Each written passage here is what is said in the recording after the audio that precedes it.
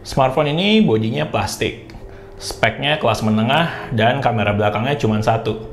Tapi kayaknya ini adalah smartphone terfavorit yang pernah gue coba di tahun 2020.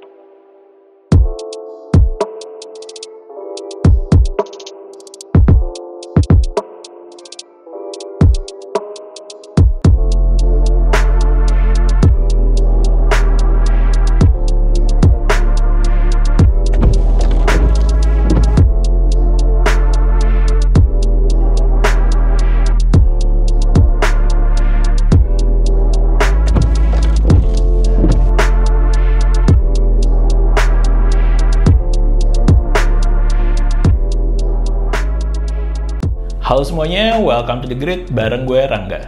Ini adalah Google Pixel 4a, smartphone Android terfavorit yang pernah gue pakai di tahun 2020.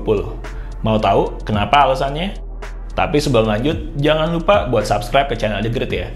Karena di channel ini gue bakal banyak ngomongin tentang gadget dan teknologi dalam kehidupan sehari-hari.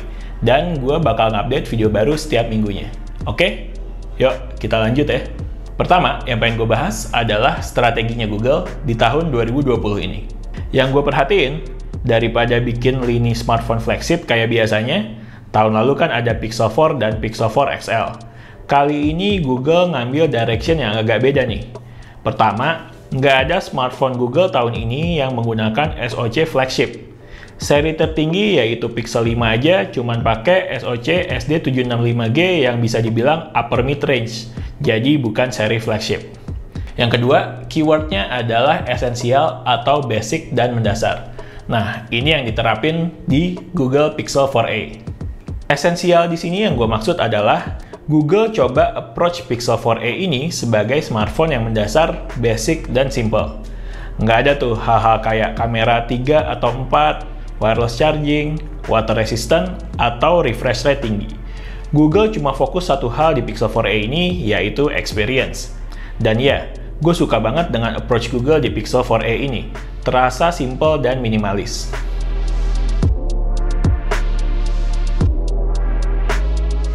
Sekarang gue mau bahas desainnya. Desain dari Pixel 4a ini emang bukan sesuatu yang menonjol, tapi sama sekali nggak bisa dibilang jelek. Yaitu tadi, approach desainnya adalah simple dan minimalis. Dengan warna matte black di bodi belakang berbahan polikarbonat atau plastik, dengan logo G warna abu-abu di tengah bawah dan fingerprint sensor di tengah atas, gue suka nih desainnya. Nggak macem-macem dan straight to the point. Dan yang mesti diberi nilai plus adalah build quality-nya. Bagus banget, terasa solid dan mantep. Ini juga membuktikan bahwa plastik bisa juga dibuat build quality-nya bagus. Yang paling gue suka adalah build quality dari tombol-tombolnya yang sangat clicky. Enak banget pas dipencet dan feel-nya tuh nggak ragu-ragu. Oh iya, ciri khas Pixel itu yaitu tombol powernya yang kontras dengan warna bodinya juga hadir di sini. Di Pixel 4a, warna tombol powernya itu light green, kontras banget dengan bodi yang berwarna matte black. Dan kalau dilihat di sisi atas masih terdapat jack audio 3,5 mm. Di bagian depan terdapat layar full screen berukuran 5,8 inch dengan punch hole kamera. Sekarang itu udah jarang smartphone Android dengan ukuran di bawah 6 inch. Bisa dilihat smartphone-smartphone keluaran terbaru, kalau gue perhatiin tuh rata-rata berada di ukuran 6,3 inch sampai 6,9 inch. Jarang banget smartphone keluaran 2020, apalagi Android, dengan layar di bawah 6 inch. Gue suka Pixel 4a ini dengan ukurannya yang kecil, karena enteng, enak dibawa-bawa, mudah dikantongin, dan gampang dipakai dengan satu tangan. Next, Google Software. Ini adalah keunggulan utama Google Pixel dibanding smartphone Android lainnya, yaitu software. Software dari Google Pixel ini disupport oleh Google sampai 3 tahun ke depan. Jadi, nggak usah terlalu khawatir dengan softwarenya. Sekarang aja Pixel 4a udah dapat Android 11. Berarti Pixel 4a masih bakal dapat sampai Android 14 kira-kira. Jadi, aman lah ya. Gimana dengan experience pemakaiannya? Jelas smooth banget. Untuk penggunaan harian sih sangat nyaman ya. Optimalisasi kombinasi hardware dan software di Pixel 4a ini bikin experience-nya sangat smooth dan enak dipakai. Padahal SoC yang dipakai adalah Snapdragon 730G yang bisa dibilang adalah SoC mid-range. Tapi menurut gue, tingkat smooth-nya itu udah mendekati flagship nih. Google emang top lah kalau masalah software. Kemudian, yuk beralih ke kameranya. Seperti seri-seri Pixel sebelumnya, menurut gue ini adalah yang istimewa dari Pixel 4a. Konfigurasi kameranya memiliki satu kamera belakang 12,2 megapiksel dan kamera depan 8 megapiksel. Hari gini kamera belakangnya cuma satu. Ngelihat smartphone-smartphone keluaran terbaru yang minimal kamera belakangnya 3 atau 4, kayaknya Pixel 4a ini udah ketinggalan banget ya, pakai kamera cuma satu. Tapi tunggu dulu, kita langsung lihat nih hasil foto dan videonya.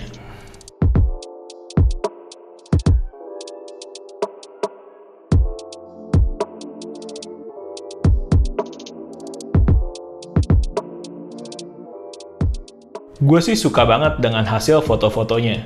Bagus-bagus banget. Google ternyata nggak membutuhkan lensa banyak-banyak untuk bikin hasil foto yang bagus. Tapi cukup dioptimalisasi di bagian softwarenya. Contohnya kayak foto portrait yang emang rapi banget hasil bokehnya. Berkat edge detection dengan bantuan software.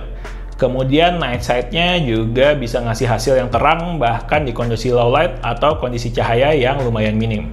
Untuk kamera depannya juga cukup oke, meskipun tentu aja nggak sebagus kamera belakangnya. Untuk videonya udah cukup oke lah ya. Ada mode 1080p sampai 60 fps dan mode 4K sampai 30 fps. Tes video Pixel 4a 1080p 60 fps.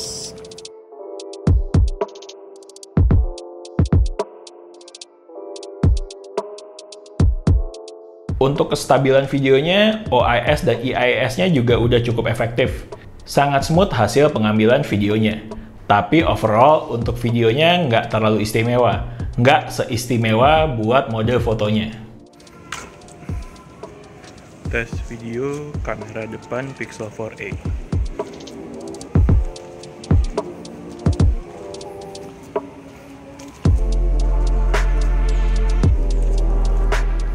Tes video Pixel 4a 4K 30 fps.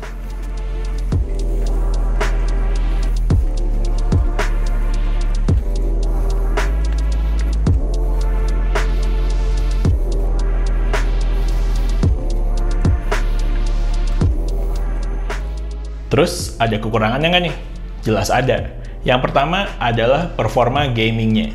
Buat yang emang mempertimbangkan beli Pixel 4a untuk gaming berat, mendingan coba cari option yang lain aja. Untuk casual gaming sih masih oke ya.